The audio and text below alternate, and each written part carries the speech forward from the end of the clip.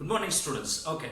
In the previous class, I was speaking about this methods of collecting primary data, students. I'm going to continue this again. So in the previous class, I've explained to you about the indirect oral interview.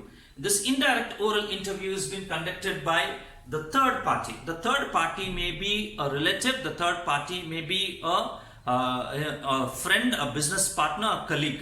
From this third party, the investigator collects the data about the informant. Okay, right. This is what we were learning, students. Okay, now let's go for the third method. The third method is information from correspondence, students. Information from correspondence. Now, what is this correspondent? What correspondents are agents appointed by the investigator. Okay, correspondents are the agents appointed by whom? By the statistical investigator. Now you understand this, students. Okay, why these agents are to be appointed? Because when the area of survey is vast, when you have to go to different places, different states and collect the data, then it is important for us to appoint some agents who work for us. And this particular method, student, is being adopted by every news channels of today or every news publications of today. Right, we see that this type of method is being adopted. Just a simple example, students. Okay, our country, India. Okay, you have a tip of the India. The bottom of place in India is what it is. It is Kanyakumari. Fine, right? And you know that is the last place. Correct? The last place. That is at the tip of the Indian border. Right? And it's in Tamil Nadu. Okay, now you know, students, we have some agencies, some news agencies. Say imagine some XYZ news agency is in New Delhi. Okay, it's in New Delhi. Say take an example as the NDTV itself, New Delhi Television. The head office is in Delhi. You know, if anything happens in Kanyakumari, right, you maybe think about around 2 o'clock in the afternoon, something happens there, many people having a problem there, or many people have died, or imagine something like that, some kind of floods have come, or some tsunamis. Just imagination. Okay, just imagination. Immediately, you know, within fraction of seconds, there will be a scroll going on in NDTV that so and so thing has happened, shocking news, breaking news, so and so thing has happened in Kanyakumari. How do you think it is possible? Where is New Delhi and where is Kanyakumari? How it is possible? It is all just because of this person. Who's that person? That person is called as correspondents. So this NDTV will appoint correspondents in every state, students. This news channels, it's not only this particular channel, right? All other channels, all other news publications, they have this type of method. They appoint correspondents, right? And they work for them. They hire them. There's some contract basis, or some maybe regularly they may pay them. Like that, they appoint them and they ask them to stay there. Any information, any anything that happens there, their duty is to first and foremost thing is to supply the information, correctly collect it and post it to the head office, so that the head office will start airing the information. This is what they will be doing. This is called as information through correspondence, students, or information from correspondence. We can take it as the fourth one. It's called as the mailed questionnaire, students. It's called as mailed questionnaire. What is this mailed questionnaire? It's a questionnaire. And this questionnaire has to be posted to the informant, right? Instead of we going directly personally, we write all the questions. You know, in the execution, we said a questionnaire has to be prepared. And this questionnaire has to be taken a printout, a hard copy. Along with that, a covering letter has to be written. And this has to be posted to the informant. The informant may be staying in some place. So we send this to the mail, right, through the mail, in electronic media it may be, or even through the postal media, whatever it is, we send the mail to him and ask him to fill the information and in a stipulated time and post the information back to us. This is what we call it as the mailed questionnaire method, students. It's called as mailed questionnaire method, students. Okay, right. And the fifth one is called as method of schedules. Fifth one is called as method of schedules. Right. In India, once in 10 years,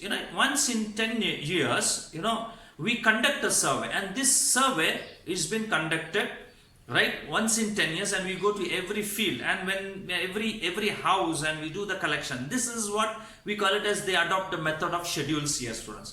The person who comes and collects the data from your house will be called as an enumerator. Okay, he's a trained enumerator, and the trained enumerator will carry one complete sheet, and that sheet we call it as a schedule, and in that schedule we have all those questions relating to the survey or something information that is required. All that you'll be carrying in that piece of schedule, and this has to be personally we go there and collect it. Okay, in that everything we can collect, students. The name, fine, if you want to speak about his appointment date, when he got married, how many children he has, what are the children doing, what are their education, what is his education or his wife's education, how many members of the family lives in his house. All these information we can collect it, students. This is what we can do it in the method of schedules. But it has been done in India once in 10 years, students. Okay, but in this, students, in this method of schedules, we need to train the enumerator. It is compulsory, it is mandatory that enumerator must be trained. If ever we have an untrained enumerator and we send him to the field of survey and ask him to collect the data, it is going to be a tough time for us, because he may not be able to collect the data correctly. Or even if he collects the data, he may not be able to present it in the schedules properly, and when we receive the schedules will be completely wrong, and in that schedule whatever information will be wrong, and it will be a headache to us. So it is compulsory and it is mandatory that we have to train the enumerator and send. This is going to be costly, students. Why? Because training of the enumerator is involved here. Training of the enumerator is involved, and the field of survey is large, okay, and not one person, not one enumerator will be here. There will be many enumerators whom we will be training them, and based on that we will be doing the survey. You understand, students? So let this every 10 years, once in every 10 years we will be conducting this program, students, and this is called as method of schedules. Now I just want to go back. In this mailed questionnaire, we are posting this questionnaire to some XYZ in some place, students. Now in that, when you are sending it to that one XYZ in one particular place, that person must be educated. That is important here. Is it right? The person must be educated. Only when he is educated, only he can understand about the questionnaire. Only he can learn, he can see the questions and he can answer to the questions. If he is not educated, if he is an illiterate person, he may not be able to solve. So we have to, we have to understand this, and based on that we have to do this. So there are merits and there are demerits of this, students. I will be posting that to you in a PDF form. You can just go through that, merits and demerits, and copy down all this. So this is a very important question, students. Very important question which will be there for 5 marks. Right? Sometimes they may ask you, mention the methods of collecting primary data. When they say mention the methods of collecting primary data, just mention them. When they ask you explain the methods of collecting primary data, then you have to explain each and every method. Okay? What is the first method? Direct personal observation. We go to the informant, right? Instead of we speaking or communicating to him anything, we only just observe and collects the data. That's it. We only just observe and collect the data.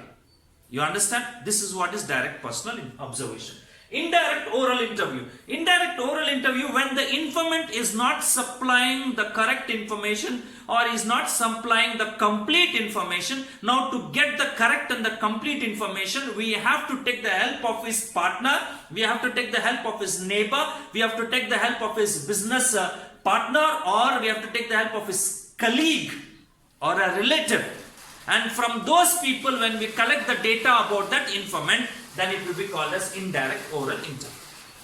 And information from correspondence. If the area of survey is large and vast, and we have to collect the data from different places. It's important for us to appoint correspondents. Correspondents are those people who have been appointed by, they are agents appointed by the investigator, and they are located in different places, different areas, and from those areas and from those places they supply the information to the investigator, and it would be called as information from correspondence. Okay, then the fourth one, mailed questionnaire, students. It's a mailed question. We post the questionnaire to that person and we get the information. And the last one is called as method of schedules. Once in every 10 years we conduct this survey, students. Okay, so this is what we call it as the methods of collecting primary data, students. Okay, and I hope it's clear to you. Fine, if the video is dark because there is no light, there is no power here, so please hope you are following whatever instructions, whatever explanations I have given to you. If ever you have any queries, please call my personal number.